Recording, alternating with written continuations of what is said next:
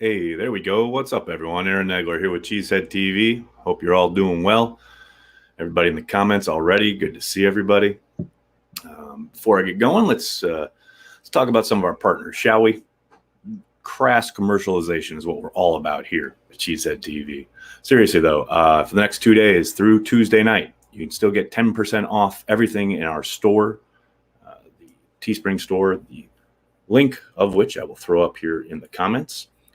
Promo code Labor Day, all one word, Labor Day, will get you 10% off everything in the store, whether it's a hoodie, a t-shirt, a onesie, whatever you're looking for, we got it for you. Packers fans of all stripes, ages, sizes, we're here for you. 10% off through Tuesday. Also, it is still not too late. It's probably the best week to order your official Green Bay Packers yearbook. Go to packersyearbook.com. and get this lovely piece, the 2020 official yearbook of the Green Bay Packers, packersyearbook.com. Use code CHTVBOOK, that's CHTVBOOK, for 10% off that. It'll arrive at your doorstep. It's gorgeous. It's got lovely art, fantastic articles, everything you want to know about the Packers heading into this most unusual season. And hey, we're almost there. We're actually in Vikings week. That's pretty insane when you think about it. As far as this offseason has gone, really didn't think we'd ever get here. But yet, here we are on a Labor Day with all of my fine friends. What's up, everybody? Aaron Nelson's back from Germany. You can watch live. What's up, Aaron? What's worse, Antonio Brown? Oh, no. What is this question? Antonio Brown's chances of signing with the Packers or his music video? Man, don't make me disparage the guy. I'll just say his chances of signing with the Packers are not great. Nathan, thanks for the super chat. This may have already been covered, but we still have pass rush Jesus? Well, there you go. That's one way to look at it after the loss of Kumaro. I saw someone asking before, where was this? Right here at the start. If Kumaro is one injury away from the 53 and Rodgers, why didn't he re-sign with the Packers? Because the Packers don't want to re-sign him. It's pretty cut and dry. They are moving on. They are trying to get better. And they determined, with a lot of different factors, but the chief among them being that Malik Taylor's got more potential. Good morning from Mexico. What's up? How are you, Stella? Do I think home field advantage will matter this season? That's a good question. I don't think in so much as the game itself, as far as the energy of the crowd, which you have seen sway things from time to time. Certainly in the building the Packers are about to play on Sunday over the last few years. But all of that said, I do think there is something to the routine, the normalcy of being, in your home, so to speak. You're waking up in your home, going to the facility as you would it on most days, that routine, as opposed to traveling, especially in this time of COVID. Who knows the extra protocols that'll be put in place, the hoops you have to jump through.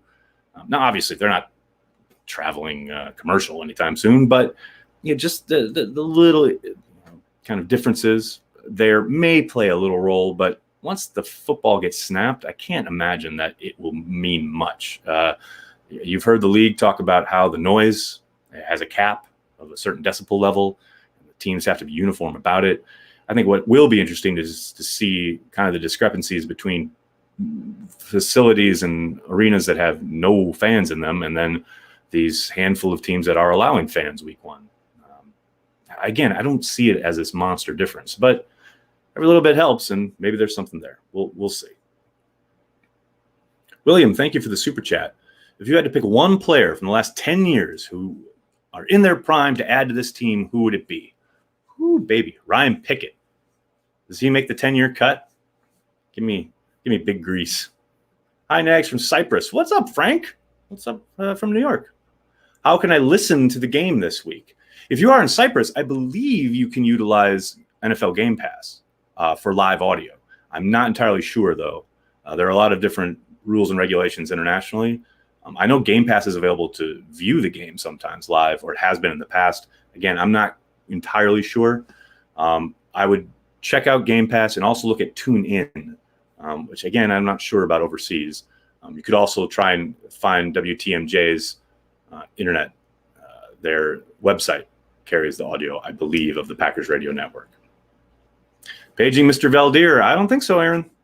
I think they're going the route they got so far. There's a possibility maybe one of those guards moves out to tackle, or they could just run with Wagner, who they did sign in free agency, to be their tackle. So we'll see. But I don't think Valdir is part of their plan at the moment. Now, maybe it's a disaster on Sunday and that makes them change their thinking, but right now it sure doesn't sound like that's a move they're going to make anytime soon. Maybe after week 1, as I've said before, so they don't have to guarantee his full salary. Super chat. Jake, what's up? Nags, let's add another Cyclone wide receiver to the practice squad and reunite Lazard with Hakeem Butler. I don't think Butler's coming in, boys and girls. I know there's been a lot of interest since he got released, but I don't see it happening. I think the Packers really put a premium on guys who've been in their program and been working through it. That's why you've seen the rise of Malik Taylor, who was on the practice squad all last year. That's much more of the kind of move they would make. Now, I'm not going to completely dismiss it, but I'd be surprised. Hey, Nags, cheers from Costa Rica. Cheers from New York. What's up, buddy? There you go, Rod. Game Pass lets you watch every game live internationally for a very reasonable price. So there you go. Wish they'd do that in the U.S. Any updates on Billy Taylor? Danny, nothing. We won't have a single thing on Taylor until Wednesday when the first injury report gets put out. We're set to talk to Matt LaFleur later this afternoon after practice. Practice will be happening, I believe, in like an hour or two. And then after that, we'll hear from Matt LaFleur and a few players, but he won't be giving any information out. So Wednesday, when we get the injury report, will be our first kind of indicator. And the initial report from Rob said that he's most likely going to miss week 1. So that's what I'm expecting to happen. Aaron Harper, what's up, buddy?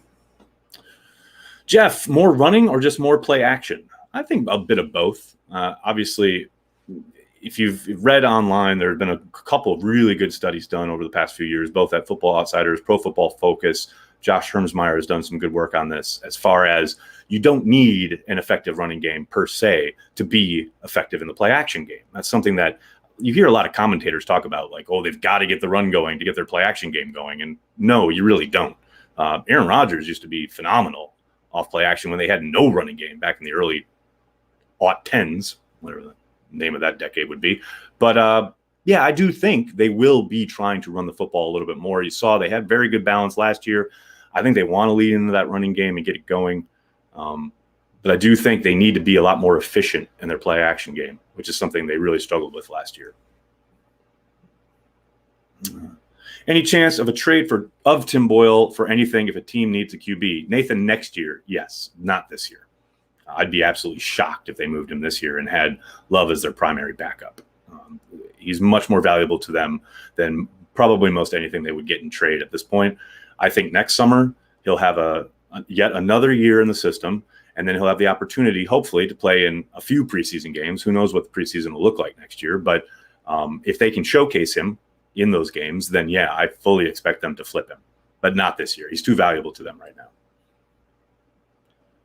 Can we expect the same type of impact from Tyler Ervin this year or more? Steve, that's a good question. I think you're going to see a lot more from Tyler Ervin on the offensive side of the ball. Obviously, we know what he can do as a returner. We certainly saw him impact the team there when he was picked up late in the year. I do not doubt for a second that he is going to have an expanded role on offense. And I'm not saying he's going to have 10 touches or anything like that, but I do think we'll see him utilized 4 or 5 times a game, both in the run and the passing game. I think he's going to be a real switchblade for them. So yeah, I would expect his role to only expand on offense. No question about it. Craig, thanks for the super chat. You said you noticed an improved Aaron Rodgers during camp. What specifically did you see? No throwing off the back foot, etc. Craig, there was a noticeable lack of the throwing off the back foot, although it's still not completely gone. The thing I noticed the most that really jumped off the field, and I did ask Aaron about it a little bit, was how much in rhythm he was playing, especially in play action. We were talking about play action just a little bit ago and their need to be more efficient. That certainly looks to be an improved area, at least early on. Now, you don't really know. Things aren't live. You don't know really what they're working on either side of the ball. But there were a number of plays where he reaches the top of his drop, plants his foot, fires it to his, whoever is in the progression that he wants to get it to. And it's just something we didn't see a ton of last summer as he learned the offense. Certainly was up and down during the season, his first year in the offense. I think he's ready to be a lot more efficient in that regard, and that can only help them. That to me was the biggest difference. We also didn't see him, and now this may have been just because of what they were working on and installing throughout camp, but we didn't see a lot of the kind of dance around, try and make something happen, get outside the pocket. I mean, that certainly happened once or twice, but in camps, every camp, the last kind of decade or so, we've seen a lot of that, and I didn't see much of any of it this summer. So it certainly seems like he's trying to play more in structure. Now, maybe that all falls apart when he's running for his life because they don't have a right tackle, and all of a sudden he's back to being who he's been for the last few years. But early returns suggest that he's playing or attempting to play in rhythm a lot more, which is exactly what you want, especially at his age. Attorney Cooper, we may have the worst linebacking core in the league. So, would you say they had one of the worst linebacking cores in the league last year? Yeah, probably. And it also depends on what you're calling a linebacker. I mean, if you're talking strictly off ball, yeah, they're not great, but they're certainly improved from Kirksey over Martinez. Definitely going to be more playmaking there. Definitely more athleticism. Definitely more sideline to sideline. Definitely more ball hawk. After that, yeah, Burks is a fall off. They got Martin, who was looking great, but then got hurt. If there's a team that's shown that they can survive with one linebacker, it's the Green Bay Packers and Mike Pettin. Oh, and by the way, when they had this terrible linebacking core last year, they were one game away from the Super Bowl. Now, obviously, they need better play there, but that's what Kirksey's there for. So, comparing them to other squads around the league, fine, that's great talk radio, but it ultimately doesn't mean anything at the end of the day because it's about working in concert. It's working as a unit. That's what a lot of those talking head nonsense kind of programs deal with. Just lists and comparisons that mean little to nothing. So, I mean, it's fun. It's good. It's good barroom talk or whatever, but it ain't for me. Carry the guinea pig, Nagler. What's up, Tom? How you doing, buddy? Jake, that's a good question. Expect to see a lot of tight end chipping on the right tackle side. I mean, that would be the obvious thing, right? And I do think we'll see some of that.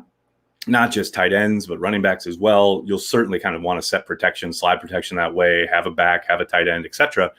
But you can't become way too predictable about it. If you do it every time, or if you do it the majority of time, or obvious passing downs, Mike Zimmer is going to get that real quick.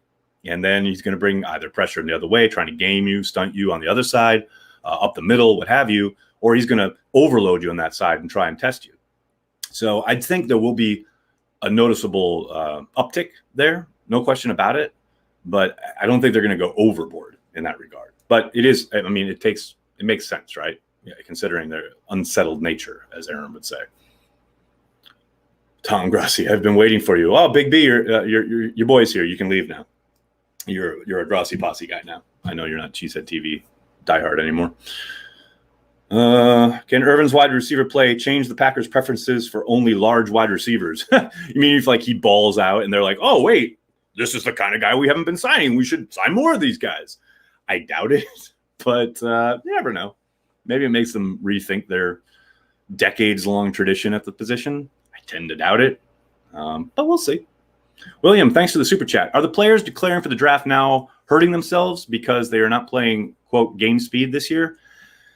I mean, I don't think so. There's certainly going to be a lack of tape for evaluators to look over, but I think most of the guys declaring right now, evaluators have a pretty good idea of their game for the most part. They're still going to look at their 2019 tape, and they know the kind of athlete they are.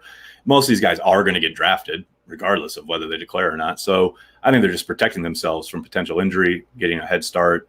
I think it makes a lot more sense to opt out this year and get ready for your NFL career than it does to play in this really weird college football landscape. Tom Grassi with a super chat. This is amazing. An incredibly important question. Do I play Dungeons and Dragons? If so, then Packers Reporters D&D sessions during the offseason. This is the greatest idea I have ever heard. Do I play Dungeons and Dragons? Son, let me tell you something. Do I play Dungeons and Dragons? Let me tell you something. Let me show you something. Tom Grassi. Do I play? This is literally right next to me. How about the Official Advanced D&D Monster Manual. Huh? How about that? It's second edition, you say. I understand what you're saying. You're sitting there going, well, that's not OG. That ain't original. How about the original Player's Handbook, kid? I'm a dungeon master, son.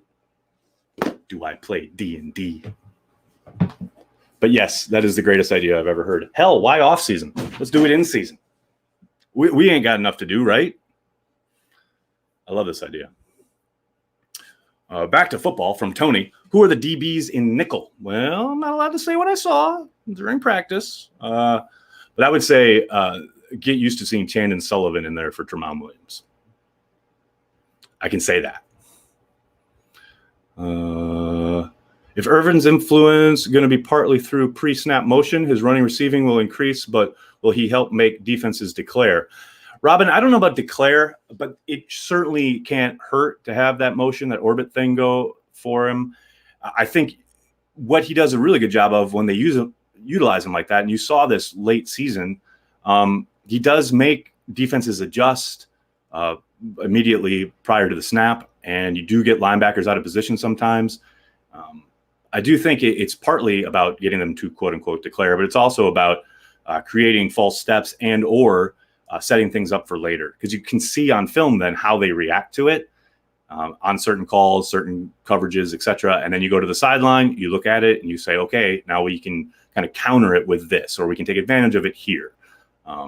It's not that simple, but that's a pretty clear distillation of what they're going to try and do with that.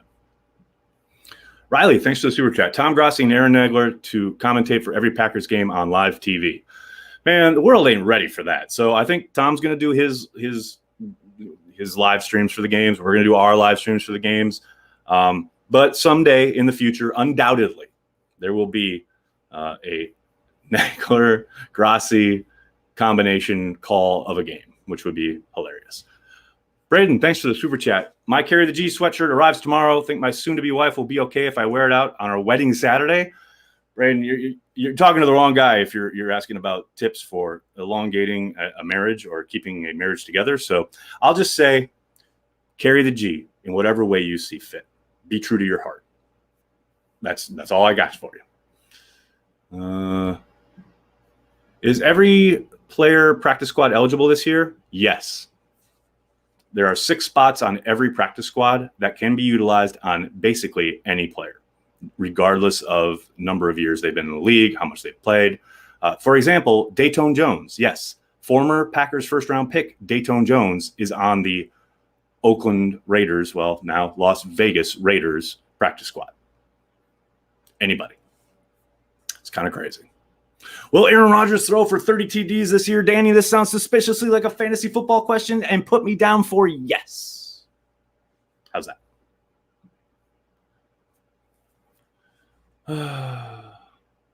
The banking mobile. I'm all for that. I am all for that. Hold on a second. Big Cheese has got a super chat. You think Gary's sack numbers will go up this year, or is it going to be more just QB hurries and more disruption? Let's get this W on Sunday. I don't really care. I want both. I'm going to be happy with either. And yes, I do think his sack numbers will go up. I think he's going to be on the field a hell of a lot more, and I think he's going to win in obvious passing situations. So I think both of those things are going to go up, and it's going to be a lot of fun to watch him destroy offensive tackles. Is Kumaro definitely a Bill, or is there a chance he signs back with the Packers practice squad? Mark, I don't know what's going on with him and the Bills. I can tell you the Packers will not be having him back. There you go. Let's see one more time. Packers defensive line and outside linebackers will crack the Vikings O-line. Thoughts? Well, I mean, they certainly did last year, and you got to think the Vikings have been game planning all offseason to try to mitigate those circumstances. Obviously, Dalvin Cook was not available that second matchup, and they really struggled to run the ball, to get first downs in general. I think they had the fewest first downs since like the early 70s in that game. So there's no doubt they're going to try to get the ball out of Kirk Cousins' hands quickly, lots of quick rhythm stuff, undoubtedly try to stay ahead of the sticks with the running game. But when it's third and long, they're going to have issues. No doubt about it. Let's talk kicking the hell out of the Vikings. What you seeing playing out? Greg, I'll tell you what. I said it yesterday. This is a game the Packers should win. I think they've got continuity on their side. They've got, I think, a deeper team talent-wise that has been together longer and done a lot more together that should help them in this really crazy, weird offseason heading into week 1. That's not to take away from Zimmer. I think he's a really good coach, and he's going to have a really good defense. Don't really know what to expect from the Vikings on offense. I think they will look a little different, but with Zimmer there, they're going to want to run the football. And the Packers, last we saw them, had a real issue trying to stop the run. So I do think you'll see a nip and tuck game early on, but I think the Packers should win it. I think they'll have just enough offense to pull off a W on the road week 1. All right, guys, I got to get going. Can't thank you guys enough for hanging out, talking Packers. As I said at the top, please, this is the week to do it. If you're going to get the 2020 official yearbook of the Green Bay Packers, go to packersyearbook.com. Get yourself a Packers yearbook. Use code CHTVBook. That's CHTVBook. They will ship it right to you. It's a lot of fun.